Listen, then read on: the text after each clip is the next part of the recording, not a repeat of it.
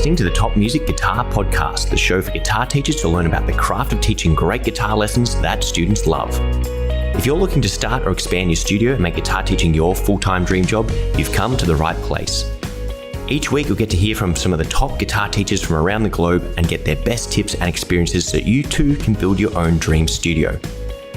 I'm your host, Michael, and I've founded one of the top guitar schools in Australia, written a best-selling curriculum, and I mentor guitar teachers.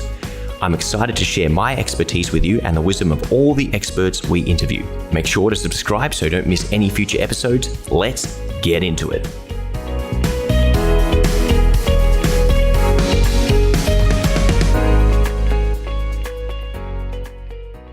Hello and welcome to another episode of the Top Music Guitar Podcast. With me today, I've got a special guest, someone who is what I'd say the queen of Outback Australia, teaching online to numerous towns in her area, someone who is the very first Guitar Ninja licensee, and somebody who's doing wonderful things with her students, who tells me she's just a music teacher, not an entrepreneur yet, although she has a few ideas, and that is Vanessa Munns from Mrs. Munns Music. Vanessa, welcome to the Top Music Guitar Podcast.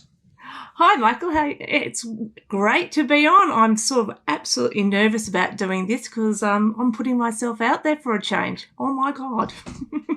Yeah, most definitely. And, this is probably the first time we've had someone from within the top music community other than Tim or myself interviewing each other on the podcast. I thought it would be just great to get one of our members who's not just been in the guitar program, but top music in general, but nevertheless, you've also branched out and have, explored some of my programs in Guitar Ninjas. You've also, got involved with a number of other people through the Top Music Network, and I think that's absolutely fantastic. And just as a means of saying thank you, and not just as a means of saying thank you, because you are doing some wonderful things, but thank you nevertheless for all the wonderful stuff you do. Why don't you tell us a little bit about it and give those of listeners we have here who don't know you as well a brief overview of your story so far? Okay, so I was born and bred Canberran, so I grew up in the ACT, so the Australian Capital Territory of Australia. I was really fortunate enough to be actually learning music from the age of 4, doing piano. And then as I progressed in the primary school system, I was really fortunate enough to be identified to go as a talented musician to participate in the school bands program. So in year 4, so I was a percussionist. I really wanted to do trumpet, but wasn't able to do that. So I was doing percussion. I actually also started doing flute at that stage. And then by the end, so I got involved in the ACT Junior Military Band. So I was a top percussionist in year 6 for the ACT. And then in year 7, when we went to high school, learnt the violin. They had a taster course in violin, and I went from there. Still had piano in the background, and so got involved with the Canberra Youth Orchestra Society in year 8, and so went from there and was offered a scholarship to learn the viola in year 11.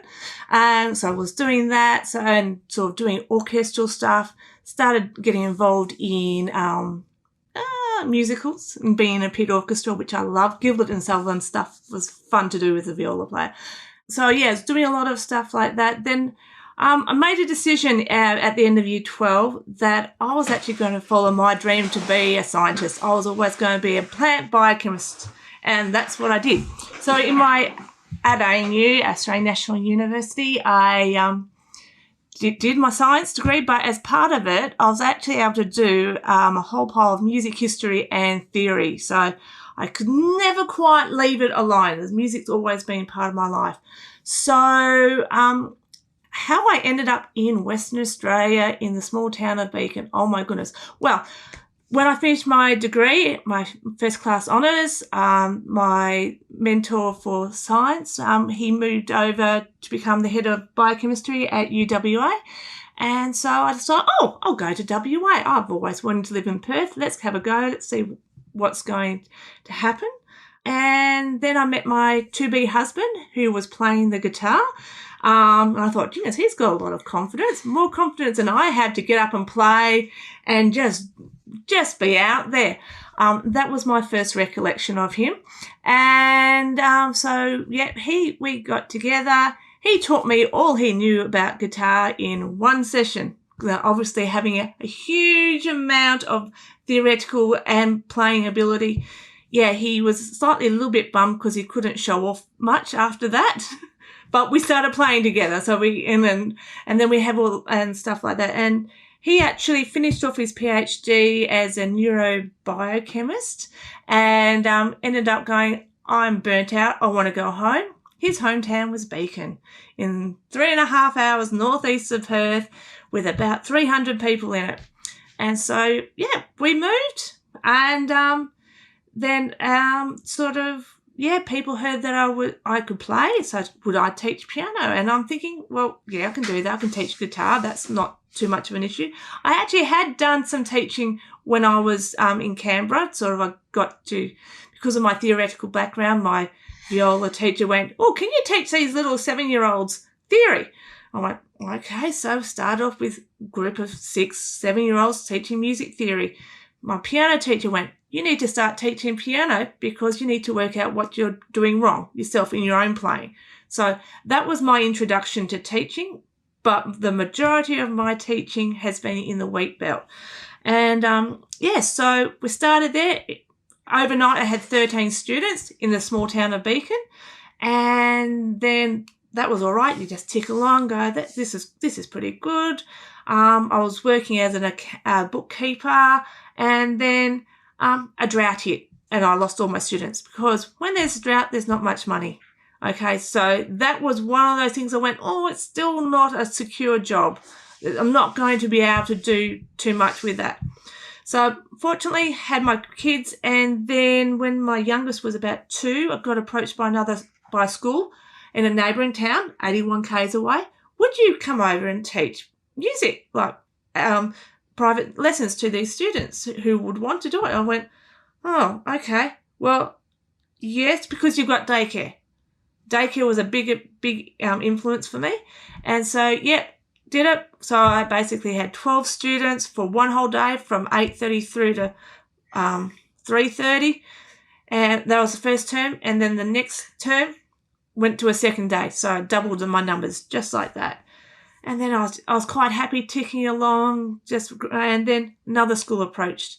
All of a sudden, I've got another 10 students. And then by 2018, I had 3 schools, 5 days of full-on teaching, and I went through, oh my goodness, I can't teach the way I need to teach. My brain's going, there's more to this. I need to stimulate me because I'm not doing the best I need to do for these kids. And so that started the ball rolling, me getting online, finding top music, and just going bang. And then I sort of got I applied for one of the AMEB tickets for Piano Pivot. And that was probably, going to Piano Pivot was probably the biggest turning point for me. I actually sat down right at the back. I know you were at the front, Michael. I was right at the back going, nobody talked to me. Oh, I'm just a little piano teacher out in the back of the whoop. I don't feel like I belong. I'll just stand up here. But by the end of it, I don't know if you remember, there was a lawyer that decided that she was going to give being a lawyer away and become a full-time piano teacher. She was actually sitting next to me. She didn't speak much at all, but I was just thinking, oh my God, I didn't realise she was a lawyer. But we're all in that same place going, I think most of us just went, oh, we want to actually really make a good, decent go of it. And so I came back with that. I sat on the plane, blah, blah, blah. I'm going, okay, yeah, I've got to do this. And I had a list of people which I needed to contact. And one of them was you, because I thought, Michael's there, he's a guitar teacher. I need to go and talk to him to work out what I need to do with my guitar teacher, because he's obviously here because he's got the same mindset. I can work with that.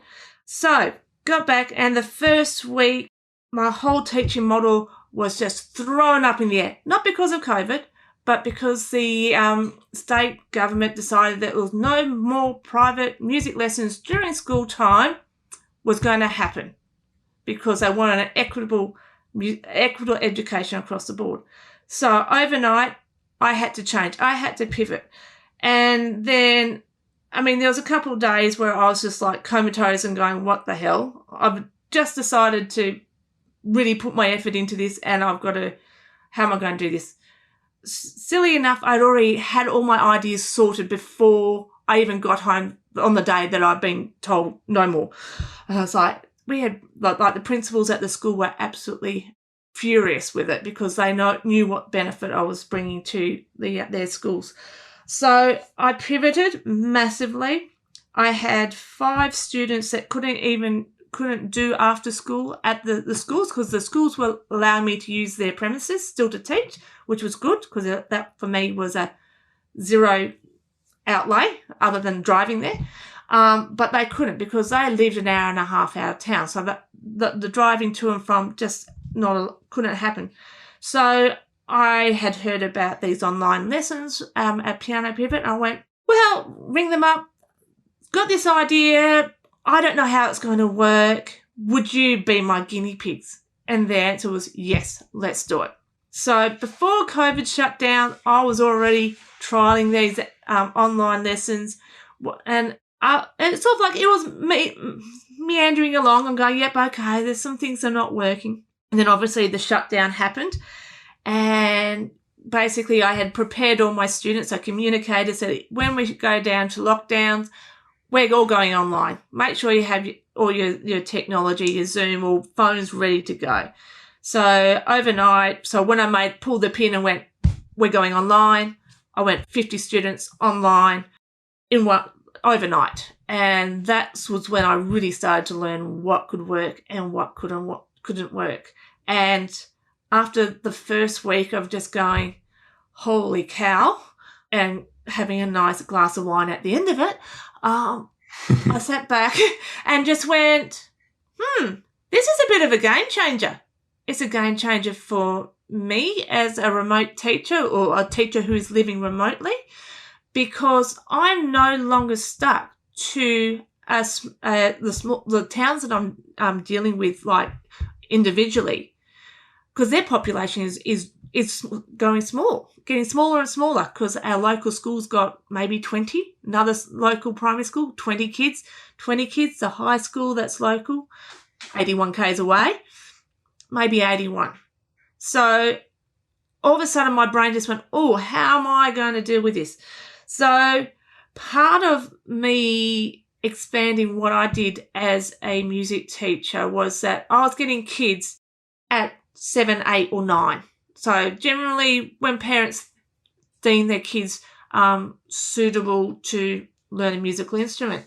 And what I was finding is that in remote areas, the music education that they have in school is quite hit and miss. So I was getting kids at sort of 10 who couldn't keep a beat, who couldn't clap a simple beat, or who had interesting fine motor issues, which you go, oh, this is going to make it difficult for you to get those gains that one needs to actually be able to be successful and feel successful in playing.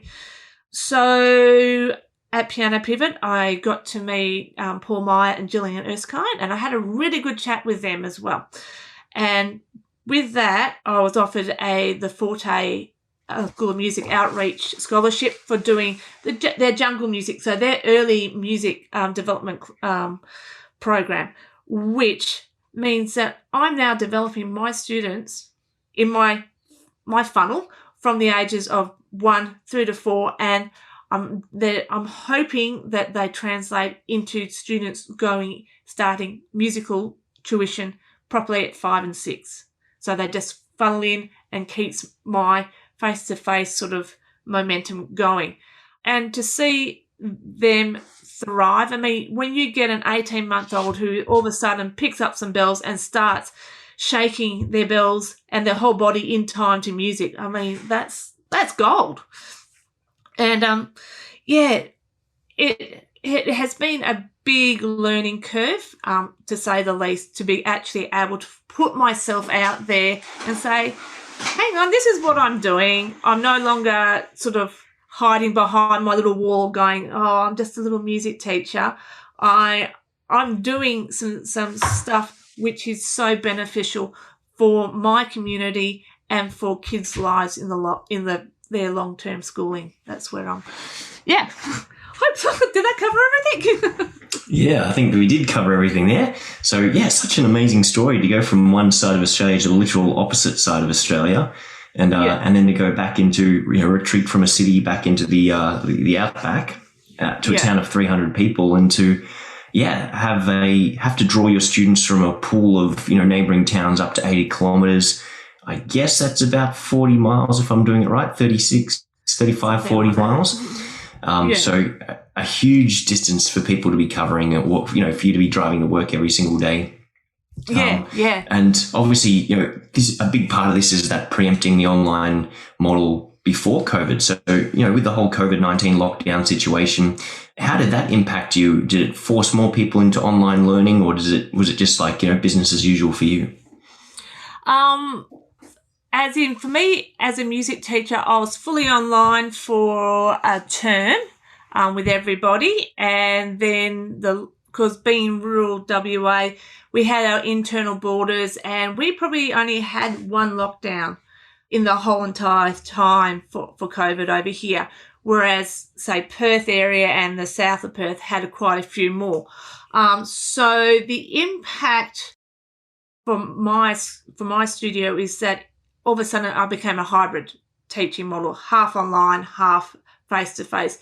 There are those people or students who prefer to have the face-to-face, but I can see if I develop my teaching skills for teaching beginners online right from the very go, that it actually opens up the world for me to be able to have a nice stream coming in. So I didn't lose students, I gained students, which was like, really?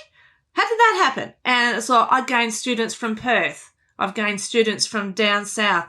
I've now got a student who's 1,600 k's north of me up on the coast of top WA. So, it's just what limits me is my own ability to get out there to teach. And that's always been the way. My limitation has always been me and what I've been willing to do. So yeah, it's amazing to hear that you've grown during lockdown, and for the vast majority of music teachers, almost like 90% of who I speak to, they all suffered or they dropped their numbers significantly. So to grow, that's an amazing feat in and of itself, and also great to hear you acknowledge that the limitations start with me, and that's something that a lot of business owners don't want to hear or don't want to admit or don't even realize, because sometimes it's a subconscious thing, but they are the limit or the lid, and they can't go beyond their own development unless they're willing to acknowledge that, hey, they've got areas that need improvement. I guess that I was going to say, from my point of view, I've always, when I've approached something, it's going, okay, I know I can do it, just have a go. That's been my approach to everything. If someone tells me, no, you can't do that, and I've had that, it's sort of like, I've had someone say, oh, no, you can't teach music online. I'm thinking, yeah, you can. It's how you think about it. You've got to come from a different point of view, come from a different angle. Try something else out. Don't just go, no. So that's my philosophy of life. Just give it a go. Jump in, see what happens. 100%. And, what's the worst that happens? If it didn't work out, it didn't work out. You just go back to doing what you were doing or try the next thing. So, yeah, really great stuff. And for other teachers, who are in a similar situation to you, where they're in a rural town or, country areas where there's, a big distance between where they are and where the students are, what are some things they can do to reach new leads and new clients or grow their businesses? So at the moment, I've been focusing on my Instagram and Facebook accounts and consistently posting almost daily, just little snippets of what I'm doing with my students, or if I'm trying something out. Today, I've actually tried a looping pedal.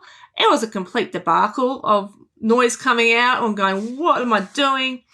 But I've still posted it because it's sort of like I'm showing my audience, my parents, that, hang on, there's technology happening. I'm trying something different. Or this could be interesting for my kid to learn. So it's not straightforward. Or I'm showing a student who has struggled to get their coordination going, finally getting something and making a celebration out of it. So yes, you've done it, and you actually gain your target audience by targeting those parents. Go, this person really cares about their student. This person wants them to develop, and it doesn't matter if they're not deemed talented. And that's probably a word I don't like using. I don't like hearing, because a teacher sent me an email one day of how to identify talented musicians. I actually took real offense to that, and it took me a while to actually work out why I took offense to it. And it's sort of a case of just going, well, no, music is not it's not about talent. It's about dedication to practice or doing the repetition. But it's actually about teaching the muscles in the body how to work together. How are you going to become a talented football player if you're not practicing the kicking? Or if you get told, oh, you're no good at singing. And I was one of those music students who got told you shouldn't sing. Oh my goodness. Okay, so I am very, very uncomfortable when I sing. And so when I did a open mic night as part of a sip and strum series I was doing with some adults during COVID out here, and I put the ad out, and then all of a sudden I just went, hang on, I could be the only one there. I'm going to have to do a set of playing and singing for an hour if nobody turns up. Okay, my goodness gracious me. Let's get to some serious practicing and singing, and having my husband going, now you got to sing it like Paul Kelly. And I'm going, no, I don't. I'm not Paul Kelly. And so getting up and doing that, I put myself on the edge of my comfort zone. Well, actually probably a good foot over it, and put myself out there. And I learnt so much about that. But then I had all these other people who got such a buzz out of actually getting up and having a go. Even though they were not professional musicians, they didn't think they were good enough. The actual vibe of the night is they wanted to do it again the next week. And I'm just going, just let me get over my own self and my own nerves, because I'm going, yep. But I think for me, I put myself out there now and just say music is just for playing. We don't need to be perfect. We don't need to be like the radio. We're not the radio. Let's just do communal music for the sake of it. And that's the vibe I'm getting with my Instagram and Facebook. I'll get back there. Yeah, there's a lot of stuff came out just then, so let's go back and unpack a few things. But yeah, I think it was very interesting that you point out or take offense to how do you find a talented musician, because it's really, talent is the end result. Talent is, the reward for all the hard work and dedication and hours that you put in. So anyone who's a talented, musician at a young age, like I remember they used to come around to our schools and get us all to sing and then pick out people for whatever the youth choir or things like that. And obviously there's a few naturally gifted singers or people with great voices, but the vast majority of people with no formal singing training, how are they going to have any idea how to sing properly apart from the ones that do have a natural gift? And should they, instead of taking one kid from every school, if they took 10 kids from every school and gave them the training, would 9 of those 10 kids outperform the naturally talented ones over the long term had they been given the right training? So I think that's a very valuable point to bring to attention. Yeah, it's something that really rubbed me the wrong way, because I just thought, no, these kids really, the kids that I get to teach, and I'm so grateful for the parents who actually send their kids to me, is I want them to succeed. I'm looking at them going, okay, let's go from a mechanical point of view. Okay, what's going on? Oh, your brain's not communicating. Your left hand and right hand's not communicating just yet. That's all right. We'll just try something else. Let's go from a different point. Let's try it this way or try it that way, to help them realise that, hang on, I'm at this stage. That's fine. I'm not bad. I'm enjoying myself. I'm playing along.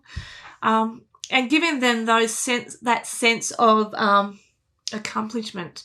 And part of, the ones that I really feel strongly about, I mean, I've started a few kids who are on the spectrum online, and it's sort of like one of them in particular, it took me probably a good 3 to 4 months working with the family to get the kid to be comfortable and for him to trust me.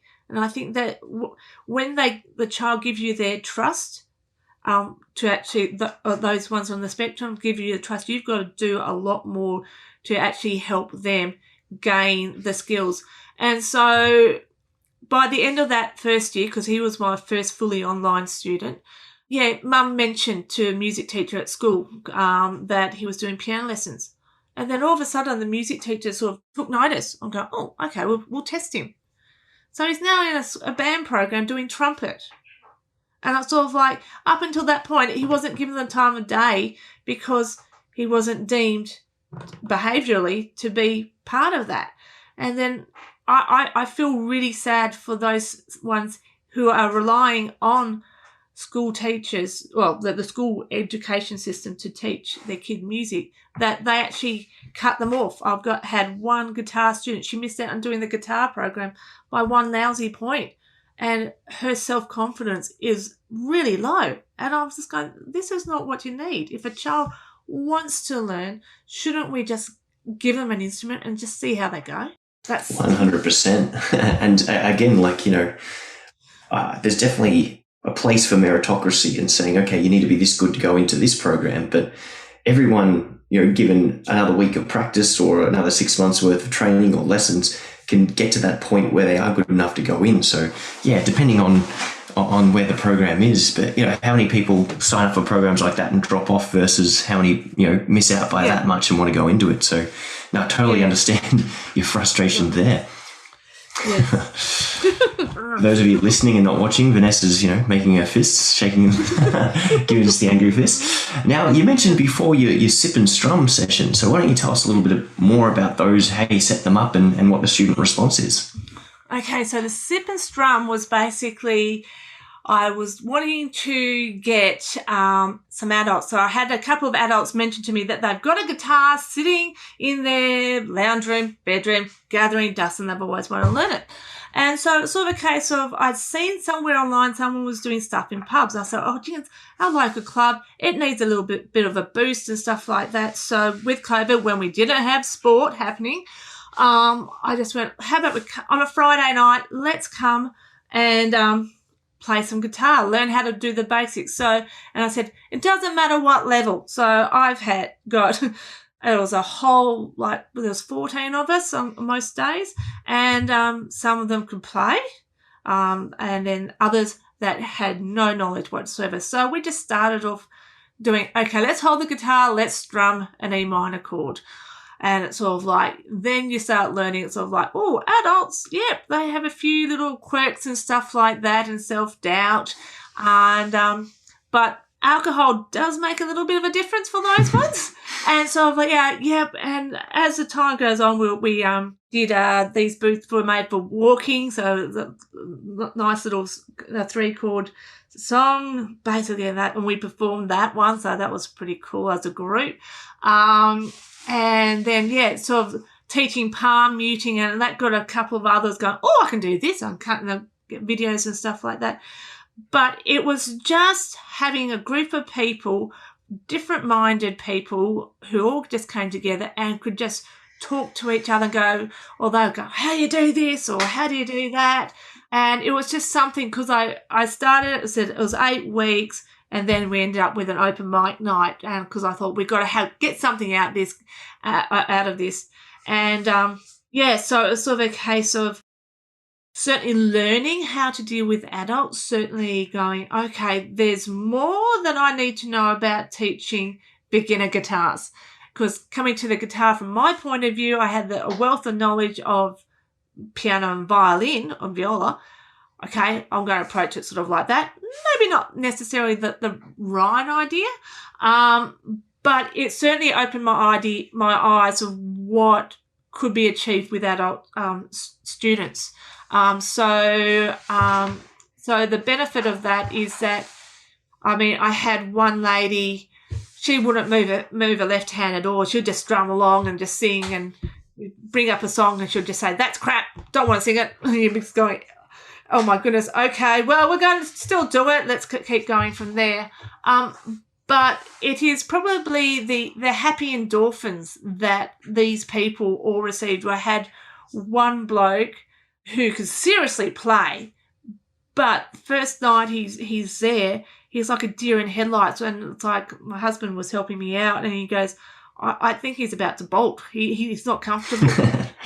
It was like serious. Like we just went okay, and then as the weeks progressed, he probably only came to probably 5 out of the 8, and you could see him getting comfortable and relax. So it's sort of like you need to have an environment where adults can be feel relaxed and to be able to show people in a relaxed environment what they can do. And he could seriously play. I mean, he was doing Ed Sheeran with all kinds of different things. And I was just like, okay, I could probably learn a bit off you myself.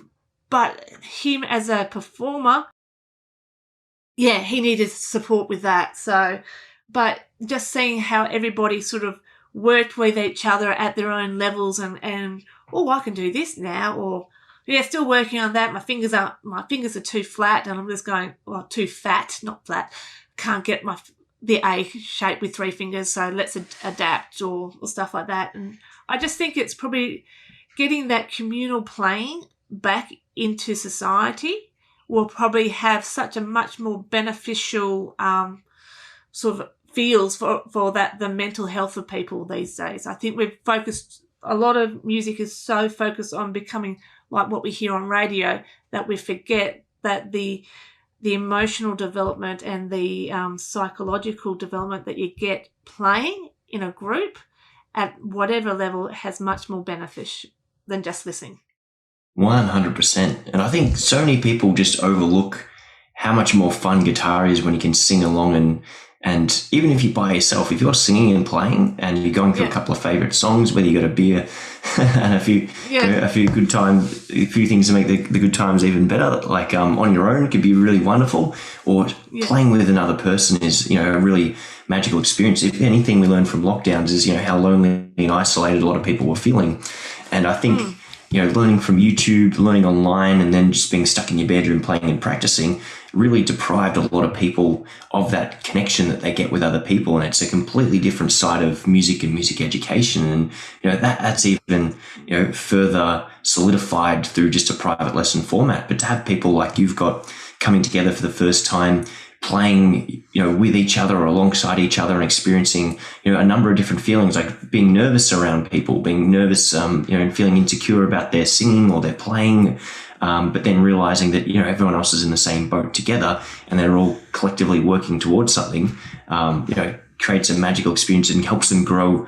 As you said before, being on the edge of your comfort zone. If we're getting our students on the edge of their comfort zone, not throwing it in the deep end and, overwhelming them, but just gradually exposing them to being in a room with other people and then singing in front of other people and then putting an audience there, it gradually builds on their discomforts until the, uncomfortable things become comfortable and normalized, and then you can go out and build from there. Yeah, no, definitely. It's one of the things that when I'm teaching my little ones, I know I've just recently posted a post on our Guitar Ninja website just saying, if you've got a little student that won't sing, add a kazoo and you get them vocalizing. And I think that is probably one thing that I've learned recently is we've got to give these kids their voices, or give anybody their voice, to be comfortable to love their voice. I know I'm going to listen back to this podcast and go, oh my God, that's my voice. Okay. Oh dear. But we have to accept that our voices are us. And so let's do it while they're young. Let's get them vocalizing. Let's get them developing those vocal cords and vocal muscles earlier on, so they are well and truly on the way to understanding how to perform without being worried about what's going to happen, if a note's going to come out or not. That's it. I think you really hit the nail on the head there, saying, your voice is you. And so many people are self-conscious about their voices or not sounding good. And I'm the first one to admit that, I don't have the best sounding voice when I'm singing, but it's like, I don't care. I'm having fun. I would always do backing vocals over the lead vocals if there's someone else who can do a better job. But I get up, have fun. I sing at the student concerts to make the songs, more holistic. And they often, even though I'm not the best singer, it's not ruining the song. It's making it seem that much better and being that example for my students to say, hey, I've taken lessons in the past. I still need a few more before things are perfect. Or, no such thing as perfect. It's always a work in progress. But just saying, guys, if you can use your voice more, that helps you develop your inner ear.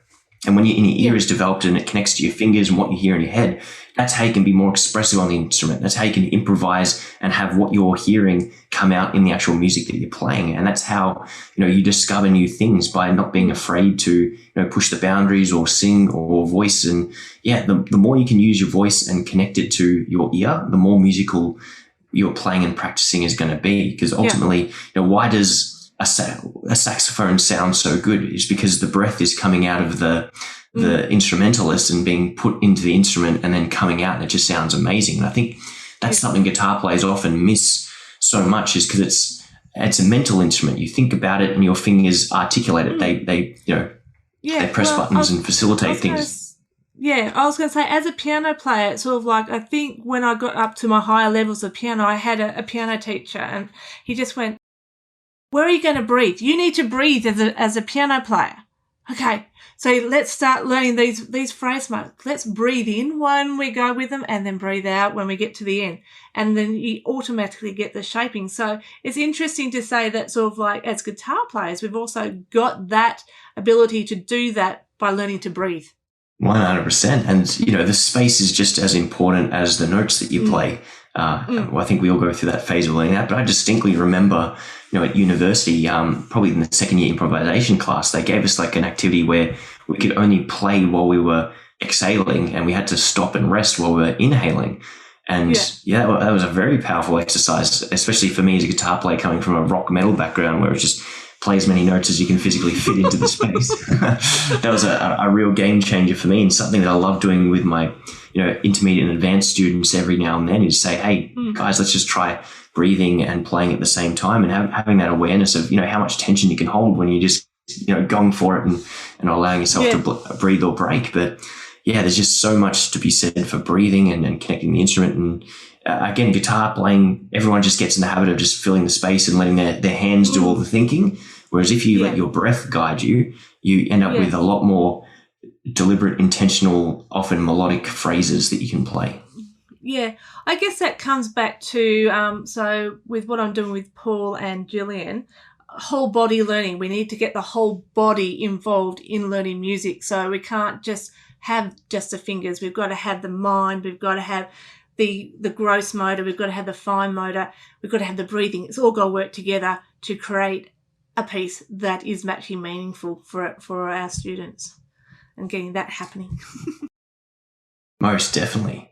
Now, you've mentioned creative, learning, all the full body learning, things like that. You do have a unique approach, and something I've noticed with my Guitar Ninja ideas, and I love it when you do it, is, I'll put out an idea for you and the other guys in the groups, but you often come back and tinker with it and say, hey, Michael, this gave me this idea, and I come back and made it better or made it different. Like I think you're using those like fidget poppers or whatever they're called for finger placement, or you've just recently done something cool with a ladder. Poppets, that's what they're called. Like, so why don't you tell us about, what sort of sparks that inspiration to go out and do things differently? And you use a lot of, I've seen you use Play-Doh and plasticine and all these different things beyond simply learning the instrument. Like, just tell everyone about what you're doing there. So with whole body learning, it's about actually preparing the mind to actually play the notes. So on one of my piano ones, they were sort of trying to get kids to do do, re, mi, fa, sol, sort of like that. And they were using something on just different points on the floor and getting the kids to jump along there. And I was sort of like going, okay. Go visit Kmart, and there was this agility ladder, and it's sort of like, it's coloured. But I was actually looking for it because I did an activity with my little ninjas, and they needed to move. They physically needed to move. I was losing them, and so I actually got them to jump out the scale pattern. And it's sort of like, okay, little jump for your little buddies or your semitones, or a big jump for your tone. And then I sort of like saw this agility ladder and went, if I get two of those, I can put them together and I've got a guitar on the floor. I can actually make sure that they actually physically can jump that pattern. Or hang on, my girls, which I've done, so they need to actually understand that musical alphabet. Let's get them placing down cones. So it's actually about getting them away from the instrument, getting to do all the thinking beforehand, but using manipulatives such as an agility ladder to do it. And so that has been such a big hit because it's and brought movement back into the guitar lessons, which I was it was a bit limiting for me. And I could just see the kids going, we want to move. And so I brought that in, and that's been great. With the little ones and with some kids who really struggle with fine motor, Bradley Sowash had a rhythm ball where it had basically holes which actually broke up the bars into half beats, and you could just put little marbles in to actually explain to your students where you played your hands together or not. So it's a visual concept. So, that's that rhythm. Okay, I can do that. So I was thinking, I'll get my son to make up a wooden one. That'd be pretty cool. And then I was just in a store and saw one of the 6x6 poppets, which already had the frets already there. I went, this could work. And it's sort of like, you don't need 4 marbles and label them 1, 2, 3, 4. So it was a case of, let's get them to visualize the actual, okay, my finger is actually moving from one string to another away from the guitar, so they can actually go, okay, 1, 3. Because some of my kids will do some funky things with their fingers. So it's sort of like getting the prep work before they actually start to play happening is more important, and to actually get them to be able to actually play almost straight away. You're doing a lot of the prep work away from the instrument, so when they actually touch the instrument, they have much more confidence. And when you have confidence, kids, then that's when the sparks start to fly. Yeah. And I'm sure we'll post some of these pictures of these things in the accompanying article because, Vanessa's doing some really, really cool stuff and stuff. I'm like, wow, that's a great idea, especially like simply, the fact you've got cones with the letters on them and people are just dropping them into that ladder as like a fretboard exercise. Actually, you have to visualize the fretboard as this giant ladder, as you said, agility ladder. Like there's some really, really cool creative stuff going away through there. Or even the chord cards I think you sent us. You created a bunch of cards. Yeah, my little snap card. So I'm just about to introduce those because I just had to fiddle around with them a little bit more. But it's sort of like a lot of, say, from the piano side of things, there's lots of people who do some memory games and stuff like that. So again, it's a visual concept of going, okay, where's note A? It could be here, but then let's do the chords. That's a simple fact. And then we can level them up for our guitar ninjas. So that was the exciting thing. I'm going, and then I can pull this idea from that source. And I think that's being a multi-instrumental teacher, I'm actually able to bring ideas from all the different areas. Being a violin student, sort of like, I have to admit, I started teaching guitar like I would teach violin. And most of all the beginner books were pretty much like that. And oh my goodness, it doesn't work. I know it doesn't work. You get kids getting bored, and that's probably one of the reasons why I went looking, and I need to have someone who actually understands what I'm looking for. I've had 2 guitar lessons in my whole life. One, when I first started teaching guitar, I went down to Perth and had a face-to-face lesson, and so this is what I'm doing, this is what I want, this is what I'm looking for. And yes, he was. So you need to move up the key, like the fretboard, you need to do triads and stuff like that. And he's sent me to say, you need to teach using the pointer system. I don't know if you know that one, but it was a book system. And so I got that, looked at it, and I went, oh, okay, this is pretty sort of like tune a day for guitar type thing. And it just wasn't working. And then I had a student want to play AC/DC, and I'm going, AC/DC, that's not my background. I know Paul Kelly. Okay, I'm going to have to do some serious listening. So when you appeared at Piano Pivot, I'm just going, yep, okay. And my second lesson was with Michael, and oh my goodness, as soon as you got me moving up that fretboard, I just went, yes, I understand where you're going from that. I know what you're doing. This is amazing. I can do this, this, and this. Let's pull something else from my background of knowledge, chuck that in, and let's see, get the improvisation going. So what I'll do in my lessons, I might not necessarily just play guitar. I might just chuck a piano involved. So do just a simple bass line. So you play along with that. I just think, just being creative, giving different sounds, using technology. I signed up for Practice Space for practicing. So it's a gamified practice. I've got one student he's only had it for 2 days, and he's already done like an hour's worth of practice. And and Mum's going, I might have to slow him down. I said, okay, I'm just going to put another activity. Let's do some composition with the notes that you know and put it over the backing track you've got. So he's already sent me a video. Oh my God. I'm going, okay, just get everybody on. Wow. And, what's the name of that resource? Say it one more time so the listeners can check that one out. Practice Space. I think Kim did a podcast on that on Topcast. And it is, it's very, very good. And I can actually type my lesson notes in it and put videos, if I need to put videos, especially for my piano students, about what their pieces are, or can link YouTube clips, or more to the point, link the YouTube clips for the vamps that I want my guitar students to play along with their, say, E minor, natural minor scale.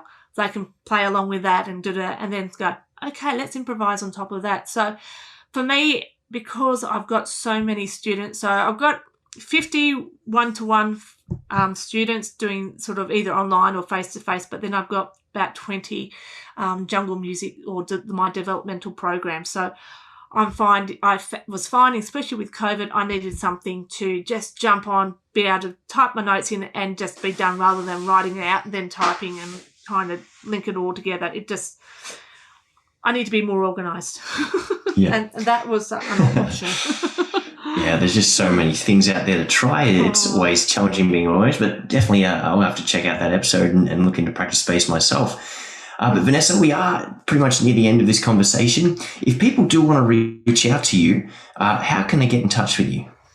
Okay, so I'm on Instagram and Facebook at Mrs. Munns Music Studio. And I do have a website. It's munnsmusicstudio.com. So you can email me there. And, love to hear from anybody who needs ideas. So reach out. Vanessa's, got some really, really cool resources that she does in her studio, some really unique stuff, and she's very, very helpful and willing to share. So if you want to ask her more about anything she's discussed today, you can check that out. But Vanessa, before we wrap it up, what's one final piece of wisdom you could give to guitar players, guitar teachers, or music teachers in general? As a guitar teacher, believe in your students. Give them the scope to learn. It's not about you. It's not about you. That was probably the biggest light bulb moment that I had as a teacher.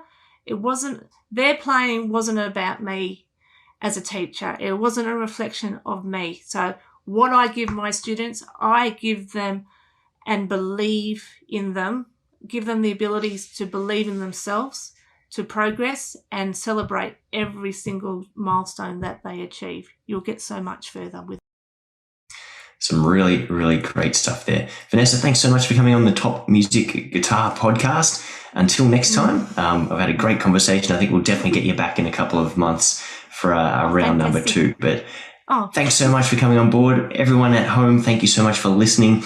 If you guys know someone who is an interesting character doing some great stuff in the world of guitar teaching and music education, feel free to shoot through a recommendation either on our Facebook page or just email me, michael@topmusic.co. Or if you're a guitar teacher doing some wonderful stuff in the music teaching space, get in touch. We'd love to talk about you and the amazing stuff that you're doing and share it with the world so that we can all benefit. So guys, thanks for listening to another episode, and we'll see you in the next one.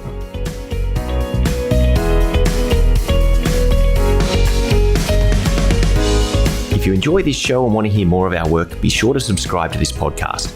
For links and resources mentioned in this episode, including a free ebook on how to find more guitar students, visit us at www.topmusic.co/guitar or check out the show notes. And lastly, thanks again for listening, and we'll see you in the next episode.